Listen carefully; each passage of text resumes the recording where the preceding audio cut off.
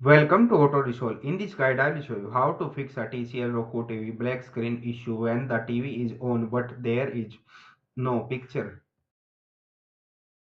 Fix 1. Restart the TV. Quick reset. Step 1.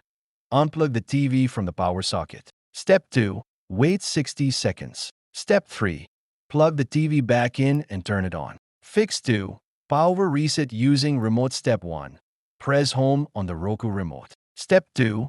Go to Settings. Step 3. Select System Power System Restart. Fix 3. Reset TV using physical reset button. Step 1. Find the reset button back or bottom. Step 2. Press and hold it for 15 seconds. Step 3. Release and wait for the TV to restart. Fix 4. Remove external devices. Step 1.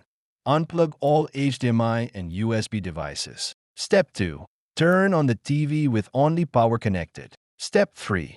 Check if the screen displays the home menu.